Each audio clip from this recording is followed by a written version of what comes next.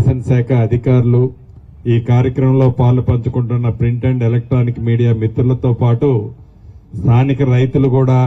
పెద్ద ఎత్తున ఇక్కడికి వచ్చారు. వారందరికీ మనస్ఫూర్తిగా హృదయపూర్వక నమస్కారం. ఇంతకు ముందే నీటిపారుదల శాఖ మంత్రి వర్యులు ఉత్తమ్ కుమార్ రెడ్డి గారు చెప్పినట్లు, మీ దీవెనలతో వచ్చిన ఈ ఇందిరమ్మ ప్రభుత్వంలో భేషజాలకి పట్టుదలకి పోకుండా ఆనాటి ప్రభుత్వం ఉద్దేశపూర్వకంగా కొన్ని ప్రాజెక్టులు, ఖమ్మంలో ఉన్న సీతారామ ప్రాజెక్టు లాంటిది ఆపినా, కాళేశ్వరం లాంటి ప్రాజెక్టు, మేడిగడ్డ లాంటి ఆ డ్యాములు కట్టి అవివేకంగా తెలంగాణ రాష్ట్ర ప్రజల సొత్తుని కొల్లగొట్టుకున్నా,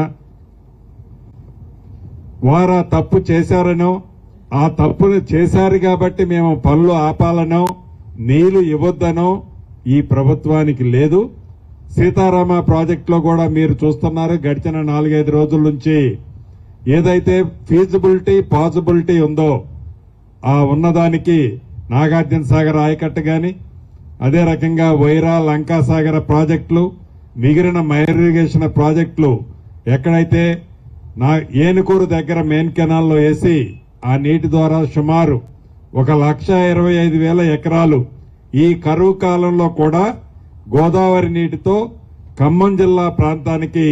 నీళ్ళిచ్చే కార్యక్రమాన్ని చిత్తశుద్దితో భేషజాలకు పోకుండా ఈ ప్రభుత్వం ఎలా అయితే చేస్తుందో,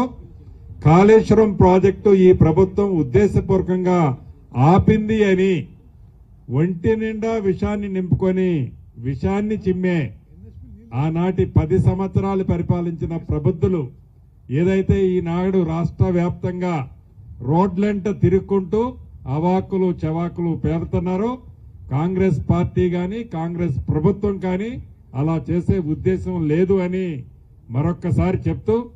తప్పకుండా భట్టి గారు ఫైనాన్స్ మంత్రి గారు, ఉప ముఖ్యమంత్రి గారు కాబట్టి ఇప్పుడే ఉత్తమ్ గారు అన్నట్లు ఒక్క ఖమ్మం జిల్లాలోని భద్రాద్రి ఖమ్మం జిల్లాలోనే కాకుండా